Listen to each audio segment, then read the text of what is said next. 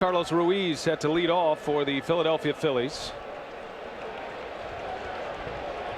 Ruiz, the Philly catcher, and then Cole Hamels, and then back to the top of the order. Hamels has retired 9 straight Brewers. Meanwhile, Gallardo pitched around 2 walks in the second inning. Got a big double play ball from Pat Burrell. Gallardo at 25 pitches through the first 2 innings.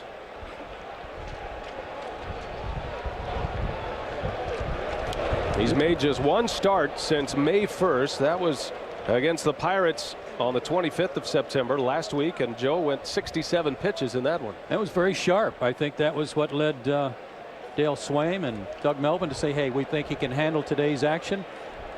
As Swaim said, he's got a lion's heart and he's unflappable. Well, it's certainly a bold move, but I don't think it's like going out on a limb. I mean, they were presented with various options and limitations, and he certainly, if he can give them 5 innings, what a boost that would be to the Milwaukee Brewers. Ruiz with a base hit. First hit of the ball game, and it comes from the Philly catcher batting in the 8th spot. Hamels a good hitting pitcher, but probably asked to bunt here, and he's got 8 sacrifices this year. And this is where Gallardo will be tested. The bunt goes right to Hall. Might have had a chance at 2, and now Weeks drops the baseball. The Brewers defense faltering here in the 3rd inning. Instead of maybe 2 outs, at least 1. They get nobody. You make a good point, though, about Gallardo, Brian, in that he was not tested in that start against the Pirates. Nobody tried to bunt on him. Nobody made him have to cover first base on a grounder to the right side. Jimmy Rollins jumps on the first pitch. Long run for Ryan Braun. The wind's beating this one down, and Braun makes a play for out number 1. And as Dale Swaim mentioned to Joe, he's got the heart of a lion. After Gallardo was injured on that play, he finished the inning. That was the 5th inning, and then went back out and finished an entire 6th inning. That's amazing. Going back to that last at bat, what makes Jimmy Rollins so tough as a pitcher, you don't know if he's going to lay down a bunt or try to hit a 3-run homer. And he got away with a pitch there. I'm pretty sure he probably thought he was bunting. And he got away with a pitch, and the impatientness, a little bit of the Phillies is starting to come into play early as we watch this inning unfold. It's an inning they've got to score a run and create some pressure for Milwaukee. Well, you wouldn't expect him to get a double play. Not from Jason Worth. He's hit into 2 double plays in 2 years.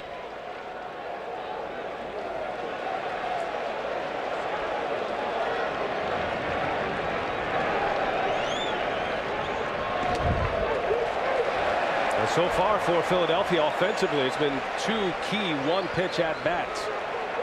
The double play ball from Pat Burrell in the 2nd inning after a leadoff walk. And Rollins popping up on the first pitch to get out number 1.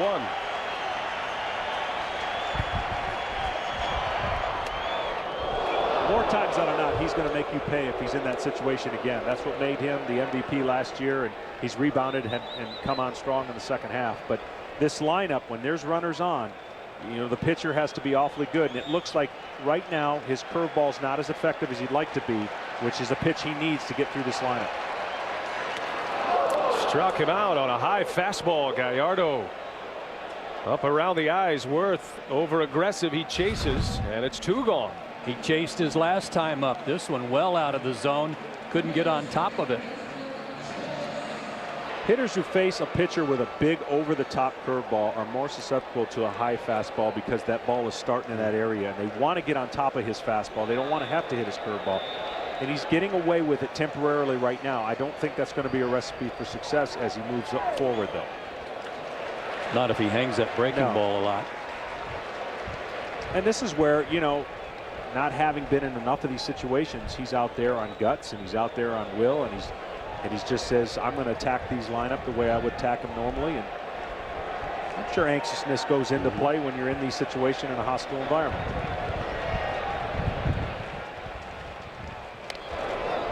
Good off-speed pitch there, and I liked what he said when asked about this start today, and he said, I want to give my team a chance to win, which is what he always goes out there to do. Didn't place any more importance on this than he has any other start in his career, although everybody knows how huge it is. But I bet you he's going to pitch more like a reliever than he is a starter today, because the innings are the unknown. So the pitch count to him is irrelevant. I don't think he's trying to get by with as little pitches as possible. Well, it's early, but this is a key at bat for the Phillies. Last year, the Rockies came into town for the first round, and they swept Philadelphia. And it was a lack of success from some of the key hitters, guys like Utley, guys like Rollins and Ryan Howard. Game one especially, that first game so important, as John's been saying, and those guys had a horrible day. 2 balls and a strike with Howard on deck. And Utley lines one that is slicing foul. Here's a taste of what happened last year in game one against Jeff Francis. Rollins 0 for 3. Utley struck out 4 times. Howard struck out 3 out of 4 times, and you can see an 0 for 11 day in game one with 8 punch outs. And those are the guys that they rely on the most. Rollins flew out with 2 on and nobody out. Gallardo then struck out Jason Ward to get to 2 outs. I'm pretty sure, Kendall, right now the approach is, even though the bases aren't loaded, you're pitching to this guy like the bases are loaded. You don't want the next guy to get up with the bases loaded or a run in. So these next 2 pitches are going to be very important pitches for this inning. And look for him to try and get Utley to chase something, because he has that down and in swing on that curveball that he loves. It's either lower than low or higher than high to get him out in this situation. Fastball line center field. Cameron broke in, now back, and it's off his glove. And 2 runs will score for the Phillies. Ruiz and Hamels. You can see right there where Kendall was setting up high to get him up over the swing, and he threw it right down the middle, and pretty much Cameron gets everything. If this ball was tattooed, you see where he set up high, and this ball goes right down the middle in the short, compact swing. And that's a tough ball as a center fielder to right at him, hit right over his head. Defense, though, has let him down here, John. That was a bad path by Cameron to try to get to that ball, and it carried more than Cameron expected. The balls to left field have been getting knocked down. With the wind blowing the way it is, that ball carried to center field. Any ball here historically that stays down and doesn't get up in the wind has more of it. They said the hitters have it's more gap power. Well, the double by Utley drives in a pair. It also opens up a base at first, and the Brewers will walk Ryan Howard. Mike Cameron has won 3 Gold Gloves in his major league career, and it's the unusual circumstances. He was in a roundabout route to even make a play on that ball. I think for most guys it clears them easily because of the path he took, but because Mike is so good, he did get leather on it when that ball took off. He just took a sharp angle and then really had to try to recover, and it was carrying too much. Exactly. Well, I think he'll be keying in on a pitch right here. He went up there trying to ambush the pitcher. It didn't work. Hit into a double play. But Burrow's a pretty smart hitter, and he'll look for a pitch this at bat to look to drive. He likes the ball out away from him, so he can extend his arms. Well, and we'll see if the cooler weather here, the temperature drops significantly from the first pitch, and you notice Burrell has gone to the thick sweatshirt. See if the cooler weather has an effect on his back. That's a good point, Brian, because it could tighten up real quick in this wind. Charlie Manuel was talking about his swing too, and echoed what Milt Thompson said. He said, I'm hoping it slows him down so he's not so quick to jump out there and try to get pitches. Pat Burrell will be a free agent at the end of the season, 32 years of age. Spent his entire career here in Philadelphia.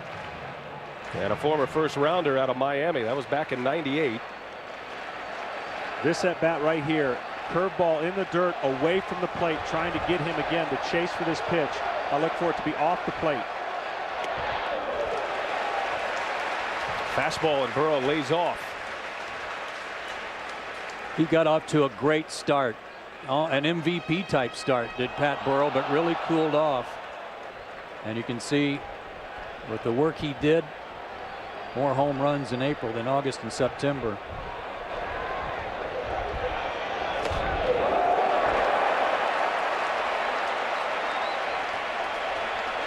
Now the Phillies with 2 runs in. Chase Utley with a double. I would still approach this pitch, even though it's 3-2, as an aggressive pitch for the pitcher, because he's an aggressive hitter. He can throw a breaking ball and might get Burrell to chase it. Runners take off, and the pitch fouled away. Now Pat Burrell with 8 home runs, 24 RBIs in the month of April. Finished the season with 33 long balls this year and 86 driven in. I just think with a stiff lower back, his hands are going to be a little more, they're going to be quicker to pitch his middle of the plate in than anything away. It's going to be hard for him to reach for balls today if his back's still bothering him. Bases are loaded for the Phillies. Loves the ball left-handed, loves it down and in. He can rake some low pitches into that right field corner or to right center. Better left-handed than right-handed. Inning started with a single by Ruiz. Cole Hamels trying to bunt the runner over. There was an error, a sac bunt for Hamels, but an error that allowed him to first. And then Gallardo with 2 outs had a chance to get out of the inning before Utley doubled in both runs on a line drive that was in and out of the glove of center fielder Mike Cameron. Gallardo with the bases loaded. As a pitcher, and even though he hasn't had a lot of experience this year of these situations, you can't let this inning get away. The bullpen's starting to get ready for Milwaukee, but he's 1 pitch away from keeping his ball club in the game. Hitters count for Victorino. Doug Melvin, the GM for the Brewers, said before the game it's not so much a number on a pitch count that they're concerned about. It's struggling within an inning and how many pitches inside an inning. And this inning, 32 pitches already, and that's what they were concerned the most about.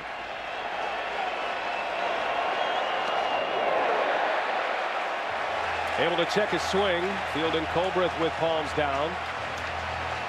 And now Gallardo with the Brewers in a pickle here. 3 balls and 1 strike. And what happens is, the reason they're not coming out of their shoes swinging at that curveball now is because the command of his fastball is not good enough to warrant that pitch being in the strike zone. Those are really good curveballs that these hitters are laid off this inning because of the command of his fastball being just a little bit off. Big pitch here in the 3rd. And Gallardo walks him. Victorino, a bases loaded walk, and the Phillies take a 3-0 lead here in the 3rd inning. Gallardo making just his 22nd career major league start here this afternoon. The 9th man to bat in the inning, Pedro Feliz, with bases loaded and 2 outs. And unlike the 2 previous hitters, Feliz a big swing and a miss at that curveball. Gallardo, Mexican born, Texas raised.